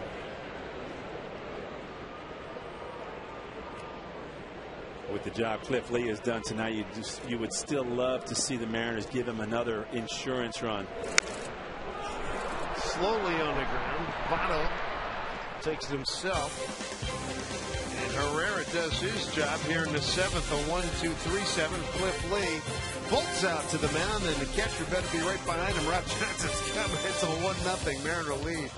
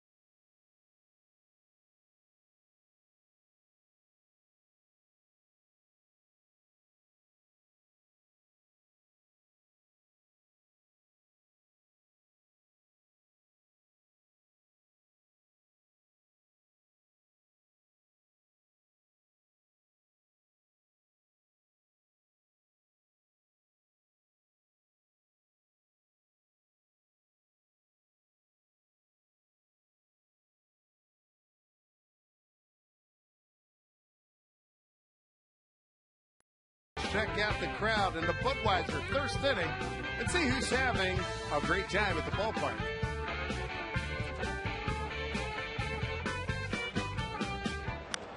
First pitch swinging is Miguel Cairo off the end of the bat, strike one. Cliff Lee, last 3 innings, has retired the side. Got the final out in fourth. He's retired 10 consecutive hitters. Last base runner, Chris Heisey, 2-out single in the fourth.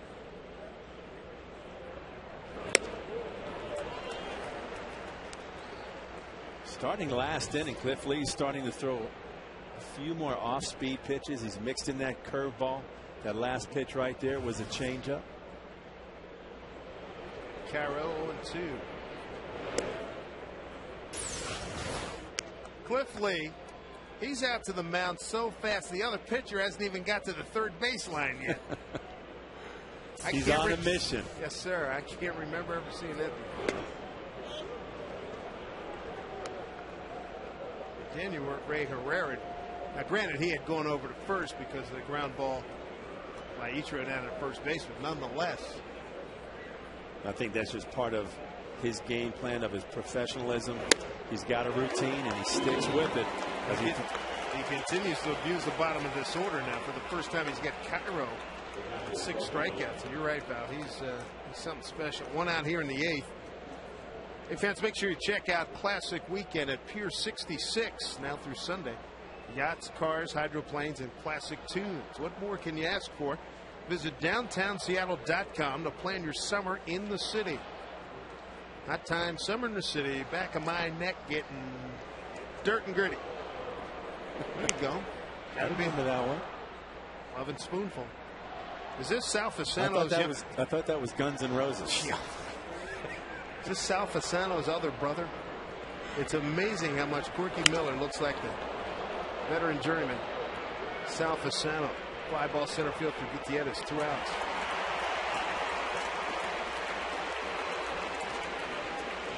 Two down here in the 8th inning. This Sunday. Celebrate Father's Day at Safeco Field, and the Mariners conclude the series with the Reds. First 10,000 dads, they get a magnetic photo frame. It's courtesy of Trader Joe's. It's a perfect way to spend an afternoon with your family at the ballpark. For tickets, visit mariners.com. Top of the order, and Orlando Cabrera. 6 strikeouts for Lee. Hitters 6 through 9 have all been victimized at least once. This guy continues to do a number on Mariner pitching. Cabrera entered tonight's game a .340 hitter against Seattle. Orlando Cabrera, just a professional hitter. Doesn't try to do too much. Gets the pitch, that fastball out over the plate, and just shoots it out there into right center field. He's one of those guys that seems like wherever he goes, winning follows. Really solidifies an infield. Think of Boston when he joined that ball club. Before they won the World Series. Good run with the Angels. Here's Brandon Phillips.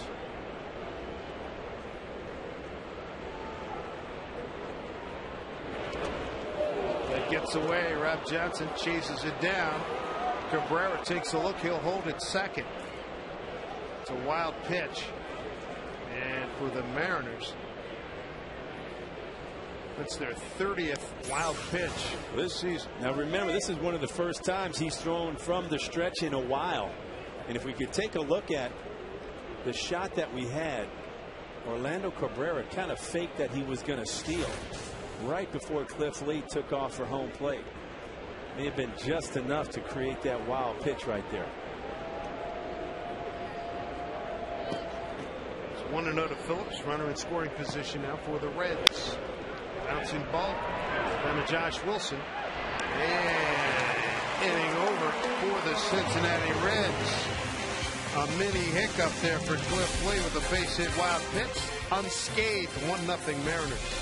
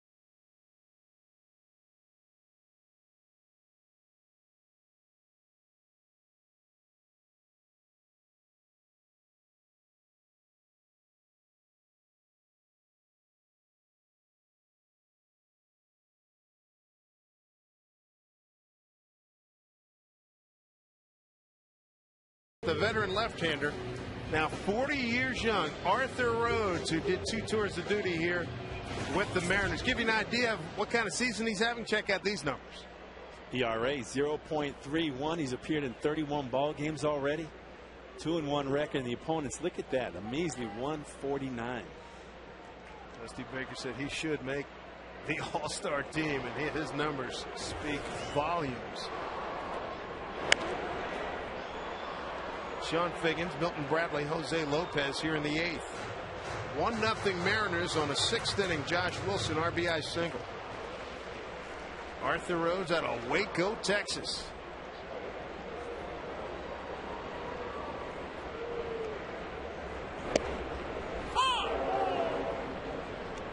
And being a left-hander, and still can rush it up there pretty good. He and Darren Oliver, they're who you played with. Guys, left-hander relievers, man, they are worth their weight in gold. If you're left-handed and you're breathing, you got a chance to find a job. Strike 3 call. Figgins gone. But that's certainly not the case with guys like Arthur Rhodes and Darren Oliver, guys who are still getting it done. Arthur's still throwing that ball over 90 miles an hour.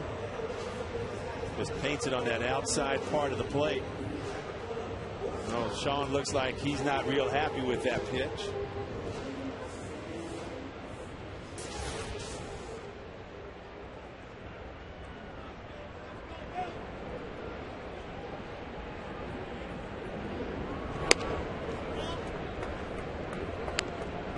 There's a couple of guys. They're high intense performers here. High intensity performers. Milton Bradley and Arthur Rhodes.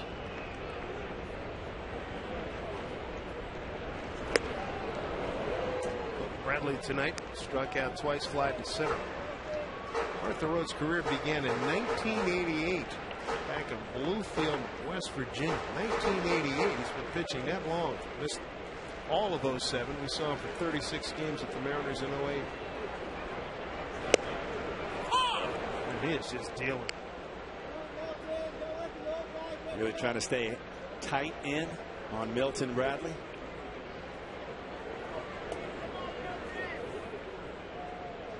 Arthur Rhodes, who came up with the Baltimore Orioles back in the early 90s. Sure did. 1991. Broken bat, rolling backhands, avoids the bat, throws across, and Bradley's done. Tremendous concentration by veteran Scott Rowland. Lee Tinsley and that kindling off.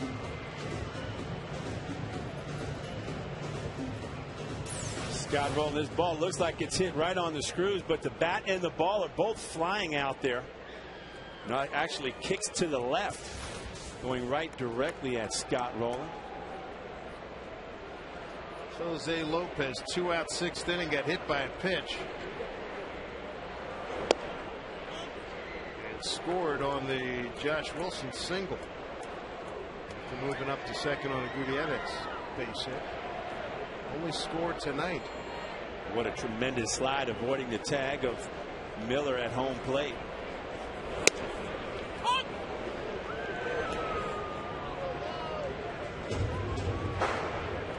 Jose, in his first at bat, jumped on a high inside fastball from Johnny Cueto. One of the 4 Mariner hits here this evening. Ball 2 from Arthur Rhodes.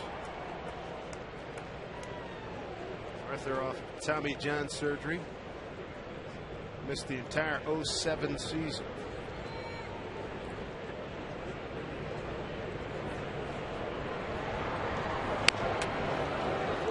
And I think the surprising thing about the Tommy John surgery with Arthur is that it was done so late in his career.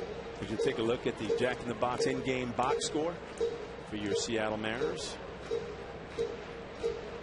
Josh Wilson 2 for 2, doubling that big RBI single. When it counted, dropping in and driving in Jose Lopez. 2-2. Tommy John surgery has helped revolutionize baseball, for crying out loud. It's been great.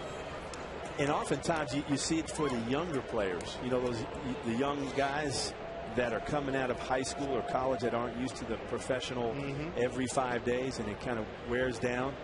But for a guy like Arthur Rhodes, having it in his late 30s and coming back as strong as he has, it's pretty amazing. 2-2 to Lopez.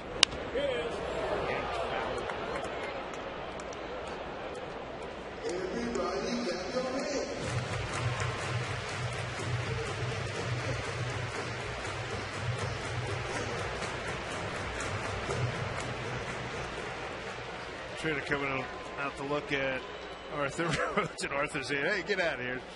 What are you guys doing out here? No, Arthur's tough as anybody, and this playing here in Seattle means a lot to him. And you know, with 2 outs, he's got 2 strikes to Lopez. It was about a minute or so, 2 pitches ago. Let's see.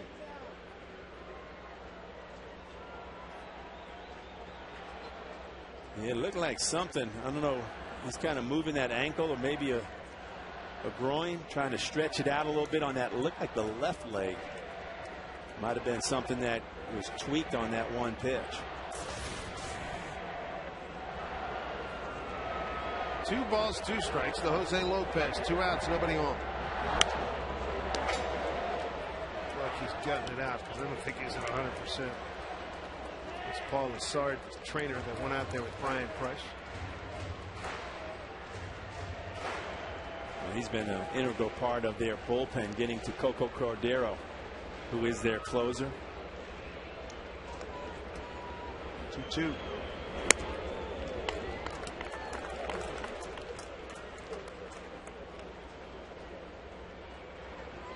Franklin Gutierrez on deck.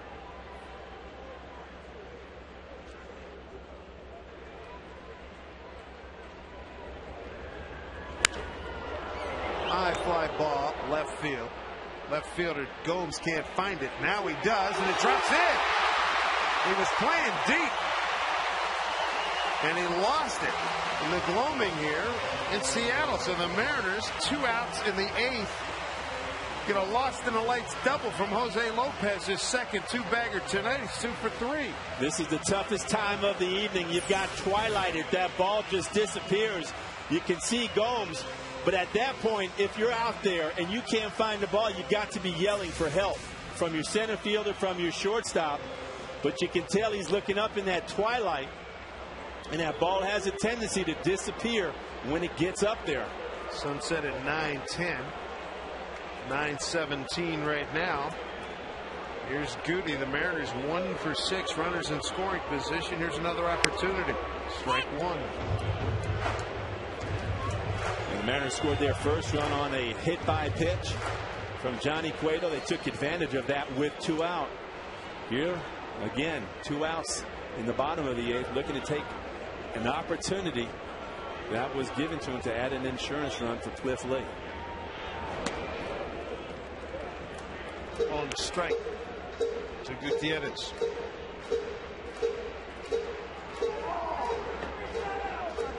Some action down in the Cincinnati Red bullpen. Drusick getting ready quickly. Logan and Drusick.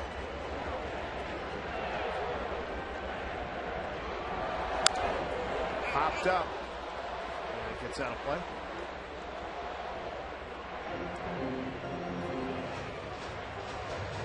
So Arthur, you can see him gritting his teeth. He's not right there. There's something bothering him. And I think he took a deep sigh of relief when Jose Lopez hit that fly ball to left. He was slowly walking off the field, and all of a sudden that ball landed out on that outfield grass like a big old Easter egg. But Gomes was playing deep to try to cut off doubles. He dropped it. He never saw it. Ball and 2 strikes to Goody. Dug out by Courtney Miller. 2 balls, 2 strikes.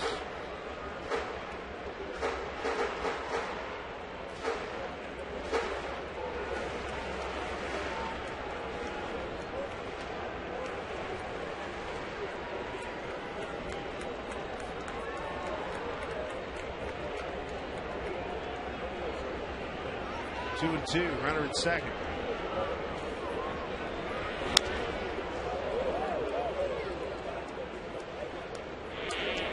This is those situations, as we were talking earlier, right before Josh Wilson got that big base hit with runners in scoring position, how You need those big hits to start to snap out of the malaise and offensive malaise where it just seems like nobody's getting it done when it counts. This would be a big hit right here to give an extra run for Cliff Lee. 2-2 from Arthur Rhodes. Swing and a miss. Gutierrez is gone. The Mariners are done in the 8th. Cliff Lee's ball game. 9th inning.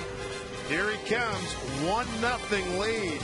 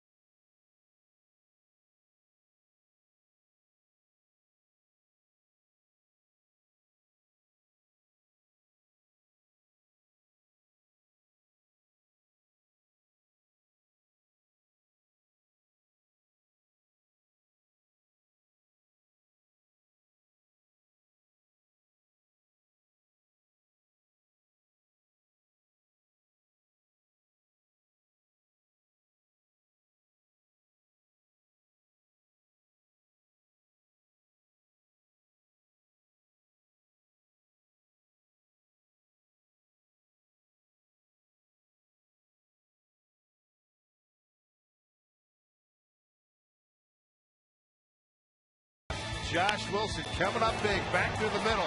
And a big play here by Jose Lopez, Dave. It's a great throw right here, right on the money, but he goes around and avoids the tag by Miller. A tremendous slide. He was able to get that left hand sliding right across the plate, and that's the only run that we have seen here tonight. Cincinnati coming in as the most productive National League offensive team, and Cliff Lee, to this point, has held them, and now base hit up the middle. Off the bat of Joey Votto.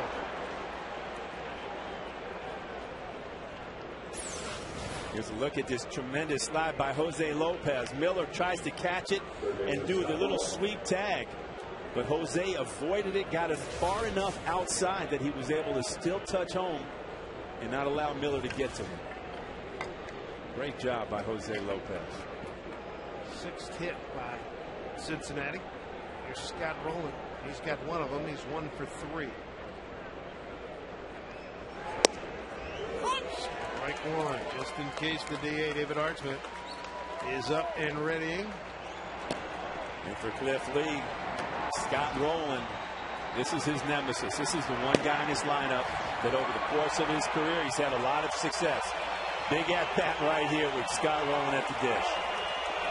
8 for 16 against Cliff Lee.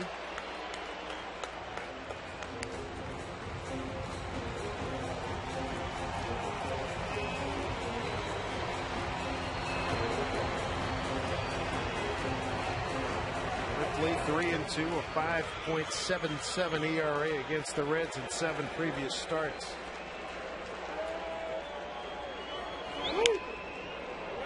The pop-up. Biggie calls for it. He's there, makes the catch. Big out.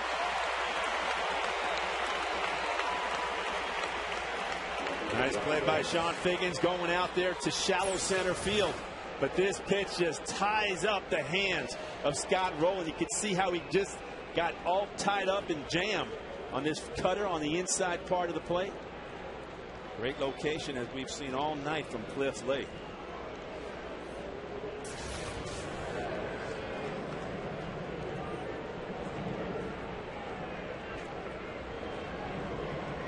Johnny Gomes 0 for 3.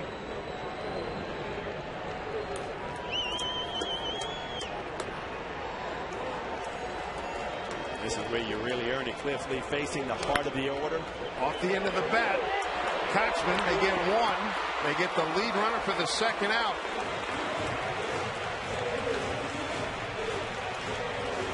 Cliff Lee, a model of efficiency here tonight. Little off-speed pitch. We've seen Cliff Lee throw more of that in the last couple of innings. Gets Gomes out in front. Kochman with a nice play to get the lead runner. So 2 outs, runner at first, 9th inning. Mariners up 1-0. Chris Heisey, the center fielder, 1 for 3, a strikeout, a single to center, and a strikeout.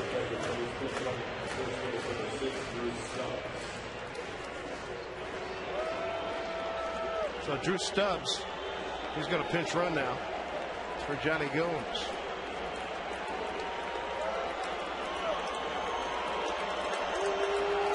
Cliff Lee is ready. The all-important strike one. What's new? What's new from Cliff Lee? He's been doing it all night long. The outfield right now all playing no doubles depth.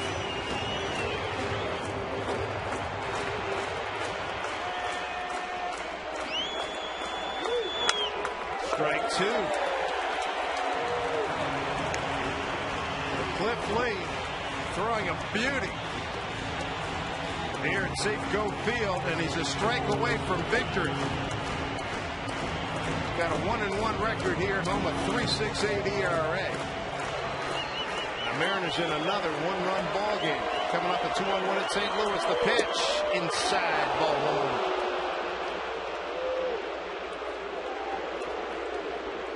Tracer showing that cutter just came in off of the plate. It's been a very effective pitch all night long for Cliff Lee. The 1-2. Breaking ball. Got him! Game over. Cliff Lee wins a 1-0 beauty here at Safeco Field. That's his 3rd complete game of the season, 16th of his career. And that runs his record to 5-3. Here in the 2010 season, his 4th win and 6 decisions against the Reds. Johnny Cueto takes the loss. Watch the fan reaction in the back. Got him! Yeah! And the Mariners come up with win number 26. Rob Johnson liking this one. And that was an absolute masterpiece, Val, by Cliff Lee. And just watching that reaction of Rob Johnson, he's taking as much pride in this shutout as Cliff Lee. But this, what we saw tonight from Cliff Lee, was a masterpiece. This is a guy who started out early in the ball game. Didn't look like he was as sharp as we've seen him in the past, but he found his rhythm and very quickly started just dissecting this Cincinnati Red lineup, using his fastballs, establishing strike one, getting ahead, putting them off balance, and then at that point, once he got ahead, started to work around the strike zone with his breaking ball and just keeping those hitters off balance. Not too many mistakes on the middle part of the plate. You know, it's interesting. He'll play with the middle part early in the count, but as soon as he gets ahead, he makes the hitters expand their strike zone. As you look at the numbers, only 6 hits over 9 innings, 110 pitches, 7 strikeouts. Boy, that was fun to watch. Boys, that's how you get it done. That's a masterful performance indeed. Cliff Lee standing by with Jen Mueller right now. So, guys, he says it went pretty well out there. It went good. These guys are calling it a masterpiece. It is the 3rd complete game of the year, the first shutout. That's got to mean a little bit more to you, right? Yeah, obviously, you know, it was